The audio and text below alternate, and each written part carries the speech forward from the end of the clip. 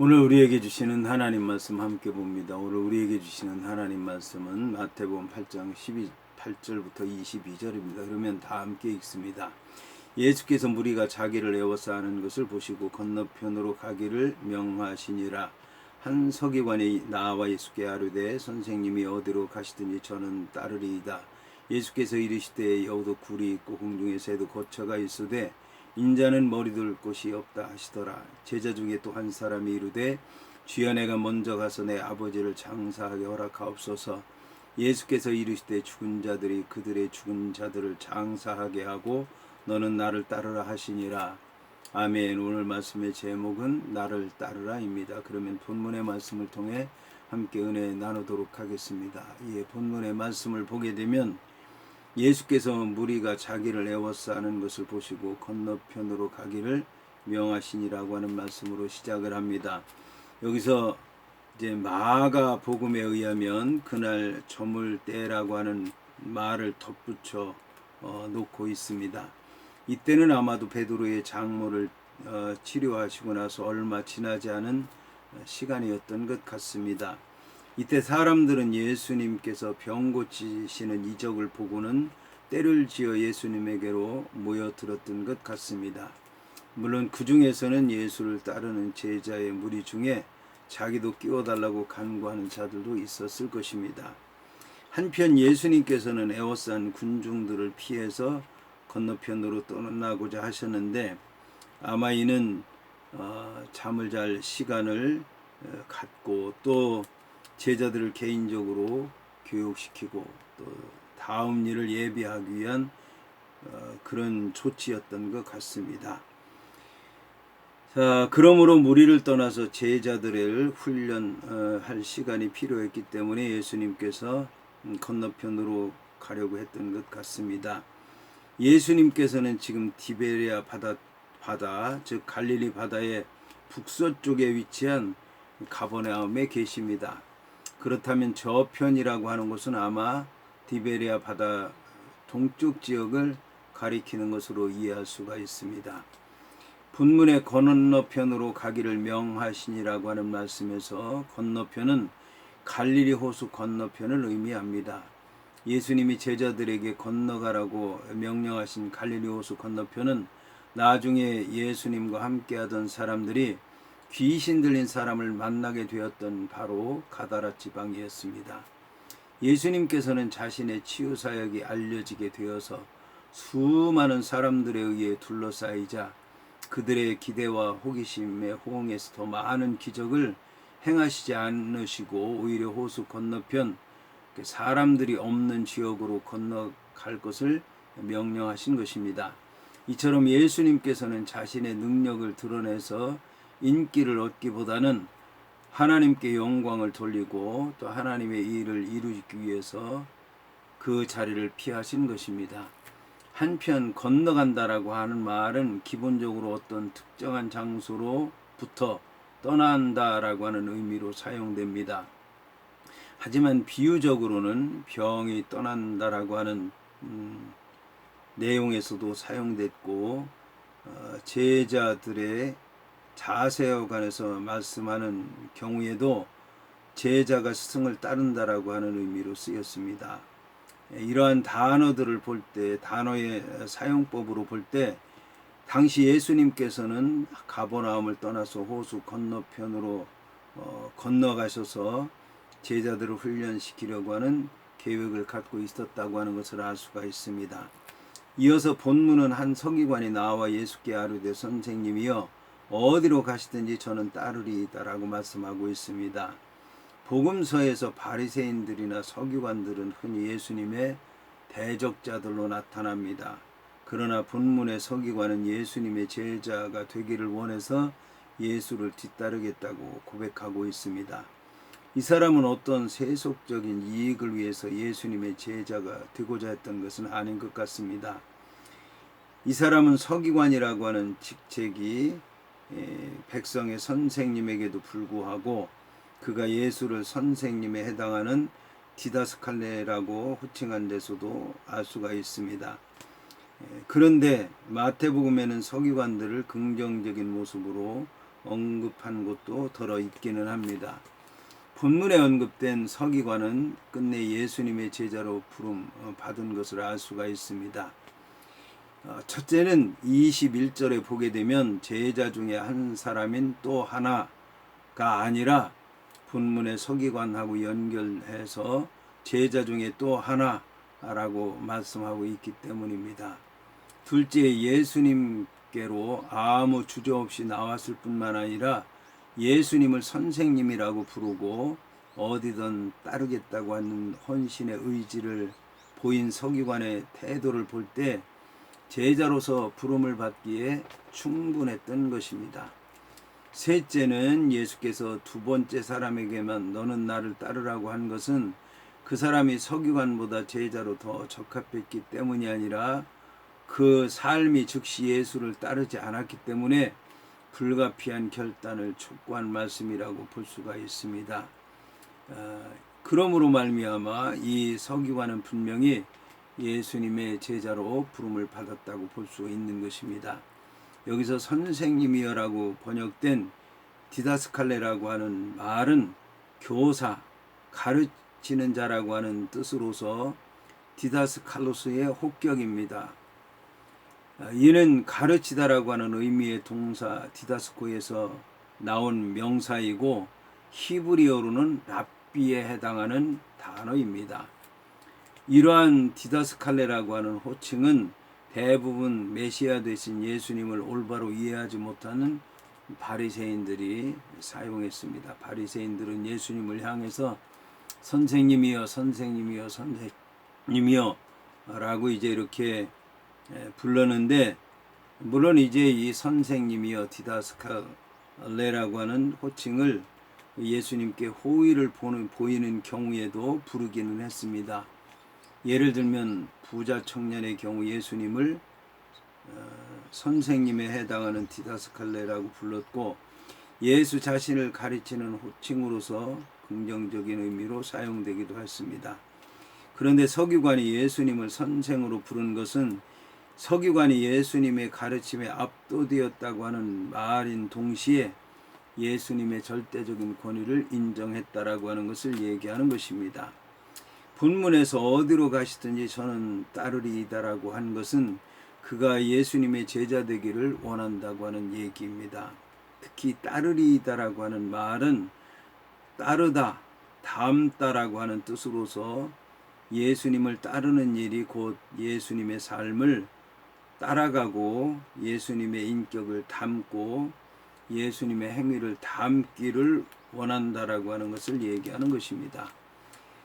서기관은 절대적인 순종의 자세를 가지고 예수님을 따르겠다고 한 것입니다. 그러나 다음에 나오는 예수님의 말씀을 보게 되면 예수님의 제자가 되어 주를 따르는 일에는 많은 고통과 어려움이 함께한다고 하는 사실을 서기관은 알지 못하고 있었던 것 같습니다. 이 사실에서 우리는 예수를 따르려면 온갖 박해와 고통과 어려움이 있고 그 어려움을 감수할 준비가 되어 있다라고 하는 것을 알아야 될 것입니다. 여기서 예수님께서는 여우도 굴이 있고 공중의 새도 고처가 있지만 인자는 머리 들 곳이 없다고 말씀하셨습니다. 어떤 학자들은 본문을 두고 예수님께서 제자 되길 원하는 서기관의 요청을 거절한 것이라고 얘기를 하기도 합니다. 그러나 이것은 제자 된다고 하는 것을 거절하는 것으로 볼 필요는 없고, 제자가 될 경우에 자기 부정을 하고 희생하고 또 고난이 뒤따른다고 하는 것을 가르쳐 주려고 한 것이라고 이해할 수 있습니다. 여기서 굴은 몸을 숨길 만한 장소를 가리키고, 거처는 둥지가 아닌 단지 새가 밤을 지새울 수 있는 나뭇가지와 같은 임시 처소를 의미합니다. 이 말은 결국 아주 빈약한 거주지로 이해할 수 있습니다. 따라서 본문은 하찮은 짐승들조차도 비록 엉성하나마 보금자리가 있는데 세상의 주인이고 창조자이신 그리스도께서 자신의 세계에 와서 안식처가 없는 나그네, 사람들의 거주지에서 내쫓김을 당한 방랑자가 되었다고 하는 이 역설적인 사실을 분명하게 보여주고 있는 구절입니다. 이것은 예수 그리스도의 진정한 제자가 되기 위해서는 이 땅에서 안일함을 포기하고 예수님의 고난의 운명에 동참해야 한다고 하는 것을 말씀하는 것입니다. 이는 예수의 진정한 제자가 되기를 원하는 한 서기관의 요구에 예수님께서 응답하신 것이지만 서기관에게만 말씀하신 말씀이 아니라 예수님을 따르는 모든 사람들에게 하신 말씀인 것입니다. 한편 다윗의 아들이라고 하는 칭호가 유대적 정통성을 강조한 칭호라면 하나님의 아들인 예수님의 신성을 밝힌 칭호라고 할 수 있습니다. 여기서 인자라고 하는 말은 칭호는 구약 예언자들의 이르면 따르면 종말에 이르러 인간의 몸을 입고 인류를 구원하기 위해서 이 땅에 올 메시아로 인식되었습니다. 이 단어를 예수님께서는 예수님 자신을 가리킬 때 주로 사용하셨습니다. 스스로 지칭하는 경우를 제외하고는 인자에 해당하는 휘오스 투 안드로프라고 하는 말은 신약 성경에서 모두 3번밖에는 나오지 않습니다. 이 인자라고 하는 칭호는 하나님의 아들이란 칭호가 하나님과의 특수한 관계를 나타내고 있는 것과는 대칭을 이루어서 사람과의 특수한 관계를 나타내고 있는 칭호입니다. 특히 본문에 언급된 인자라고 하는 말은 단순히 거처할 곳조차도 없는 바로 나라는 말로도 사용할 수 있는 호칭입니다. 따라서 여기서 인자라고 하는 말은 예수님께서 자신의 인성을 강조하고 있고 앞으로 자신의 당하실 고난을 묵시적으로 나타내 보이고 있기도 합니다. 본문에서 인자라고 하는 칭호를 살펴볼 때 예수님께서는 인간에 대한 깊은 애정과 관심을 가지고 거처도 없는 가난한 삶을 기꺼이 감당하고 있는 사랑을 지니신 분이라고 하는 것을 보여주고 있습니다. 한편 머리 둘 곳이 없다고 하신 것은 머리 놓을 곳, 즉 자신의 권리를 주장하고 그곳에서 휴식을 취할 만한 소유나 집도 없을 만큼 가난하고 피곤하다고 하는 말입니다. 이러한 절대적인 가난을 통해서 예수님께서는 온 인류에게 충만한 안식과 풍요한 부를 제공해 주셨습니다. 이어서 제자 중에 또 한 사람이 이르되 주여 내가 먼저 가서 내 아버지를 장사하게 허락하옵소서라고 말씀했습니다. 본절 21절에서 제자 중에 또 하나라고 하는 말은 앞에 나온 19절에서 서기관이 얘기를 하는데 서기관도 역시 예수의 제자에 속한 자였다고 하는 것을 얘기해 주고 있습니다.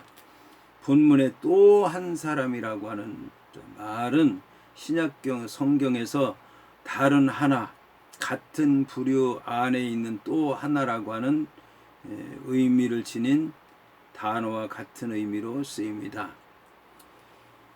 그래서 이 또 한 사람이라고 하는 말은 헤테로스라고 하는 말인데 이 단어 말고도 알로스라고 하는 말이 있는데 헤테로스라고 하는 말은 또 한 사람이라고 하는 의미를 지니고 알로스라고 하는 말은 다른 하나 아니면 같은 부류 내의 또 하나라고 하는 의미를 지니고 있는데 같은 의미로 쓰이고 있다는 그런 얘기입니다.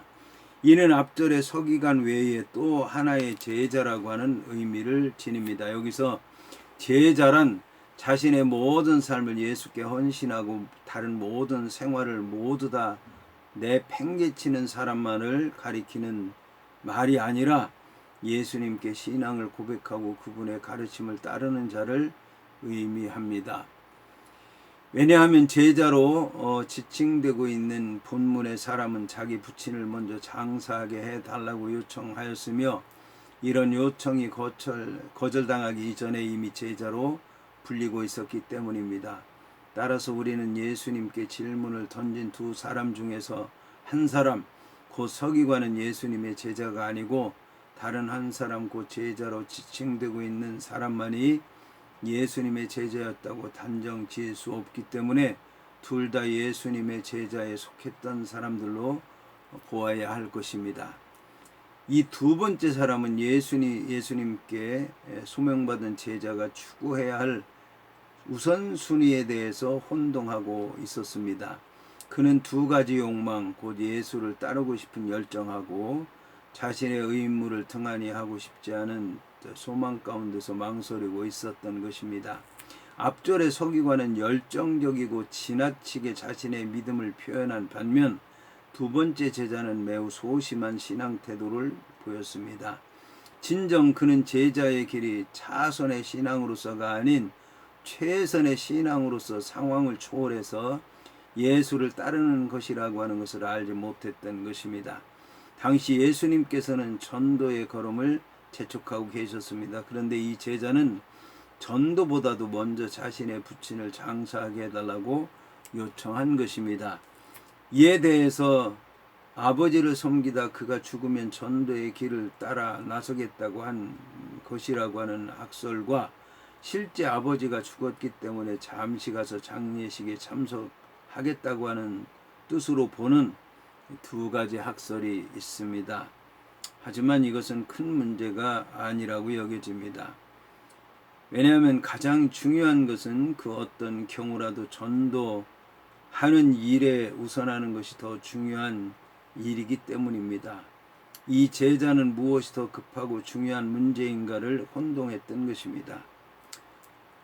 사실 이스라엘의 율법에 의하면 부모에 대한 계명이 인간의 계명 가운데서 가장 먼저 나오고 있습니다. 다섯 번째 계명으로 나오고 있는데 이런 계명에 있는 것 자기가 지켜야 되겠고 반드시 자기 부모의 장례식에 참석해야 되겠다는 것입니다. 이것은 계명에 의거한 것이기도 했고 당시의 문화적 배경이기도 했고 인간적인 도리로 볼 때도 당연한 것으로 여겨졌습니다. 하지만 이 같은 개인적 효도보다 더 우선되는 것이 인생의 최고 급선무는 그리스도의 복음을 전하는 선교 사역이라고 하는 것입니다. 여기서 이제 예수님께서는 죽은 자들이 그들의 죽은 자들을 장사하게 하고 너는 나를 따르라고 말씀하셨습니다. 이를 잘못 이해하게 되면 기독교는 부자 사이의 윤리조차도 무시하는 불효막심한 반도덕적인 종교라고 하는 비난을 면하지 못할 것입니다. 하지만 이 말씀은 이러한 윤리와 도덕 또 인간의 모든 문화를 초월해서 계신 그리스도의 뜻을 이해한 다음에 설명되어야 할 것입니다. 여기서 죽은 자라고 하는 말의 의미를 살펴보면 그 뜻을 두 가지로 생각할 수 있습니다. 유대인들은 죽었다고 하는 말을 어떤 사물에 대한 무관심을 나타내는 말로서 그 사물이 우리에게 아무런 영향력을 미치지 못한다고 하는 뜻으로 이해를 했습니다. 이에 세상에 대해서 죽었다, 율법에 대해서 죽었다, 죄에 대해서 죽었다라고 하는 말은 세상에 대해서 죽었다는 얘기는 세상이 영향력을 미치지 못하고 율법에 대해서 죽었다라고 하는 얘기는 율법이 영향력을 미치지 못하고 죄가 죽었다라고 하는 말은 죄가 영향력을 미치지 못한다고 하는 말입니다. 자, 따라서 이제 이것은 우리가 그 모든 것들로부터 자유롭게 됐다고 하는 것을 얘기하는 것입니다. 그러므로 예수님께서 여기서 죽었다라고 말하는 것은 이제 내일에 무관심한 자, 곧 영적인 사망자들, 그리고 죄 안에서 죽어 있는 자들은 우리와 관계가 없는 자들이라고 하는 말인 것입니다. 그래서 그런 일은 그런 자들에게 돌보도록 하라고 하는 것입니다. 영적으로 죽어버린 자들은 육신적인 죽음을 맞이하는 자들을 장사하게 하라는 의미인 것입니다. 그리하여 세상적인 근심에서 자유한 상태로 복음 선교에 참여하라고 하는 말씀인 것입니다. 이 제자의 우유부단한 면을 예수님께서는 잘 아시고 하나님 나라의 일을 생각하는 것이 다른 무엇보다도 우선 되어야 한다고 하는 것을 가르치시기 위해서 본문의 말씀을 하신 것입니다. 이러한 맥락에서 우리는 예수님께서 말씀하신 마태복음 10장 37절의 말씀을 기억할 필요가 있습니다. 예수님께서는 아버지나 어머니를, 아들이나 딸을 나보다 더 사랑하는 자도 내게 합당하지 아니하다라고 말씀하신 것입니다. 참으로 죽은 자를 돌보는 일은 좋은 것이지만 예수를 따른 일은 이보다 훨씬 더 좋은 일이요, 영원한 일이요, 또 생명을 위한 일이라고 하는 것을 우리가 꼭 기억해야 될 것입니다.